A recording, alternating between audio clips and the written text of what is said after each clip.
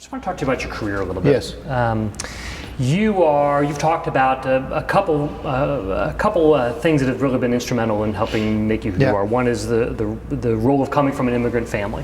Yeah. You're not an immigrant yourself, but obviously you're second generation.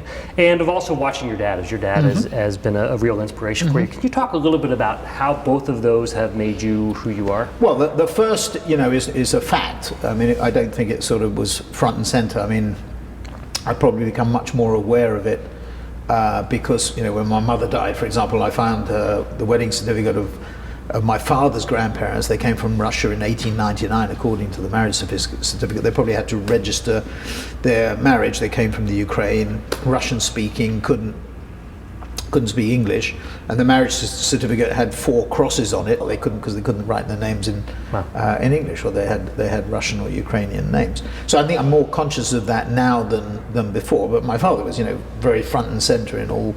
I was an only child. I had a brother who did die at birth a year before, so I was the last chance saloon in a Jewish, Northwest London Jewish family where, parental pride and pressure was on. Was very intense. It's not quite as intense as Tiger Moms, but not far off it. So, I mean, I had a very close relationship with him. I mean, even in the midst of the so-called hostile takeovers for JWT in 87 and 89, when my father was still alive, I spoke to him. I would have spoken to him maybe 3 or 4 or 5 times a day. I mean, literally.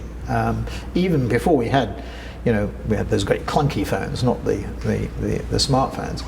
And I would talk to him because the important thing was he had no agenda other than my agenda. Your success. Right? And yeah, I mean, you could put it in success, but he was very protective, and I've told the story about how he used to ring up journalists with a handkerchief stuffed in his mouth to disguise his voice to find out what they were thinking, and which was very funny, actually. And no, he was just protecting his sole son asset. What do you say to people who say, kids graduating from college, they've seen your speeches, they've seen you at conferences, they've read about you all the time, posters of you up in their dorm room. They're chested with a machine gun, like Vladimir, yes. Yeah.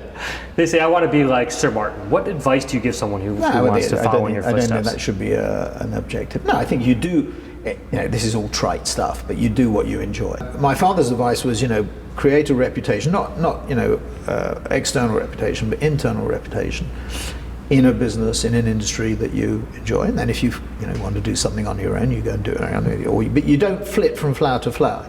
So my vested interest is building that institution, so people should stay rather than flit. But I think there's something in what he said. And then if you find an industry you enjoy, you try and do something on, and you want to do something on your own, you do it. So that would be my advice. And but it's very much the Mark McCormack model. Do something that's fun. I mean, this is not a chore for me. When I get up in the morning, I don't say, "Oh, Jesus Christ," or "Holy Moses." I'm going into the office again today. I mean, there are stresses and strains.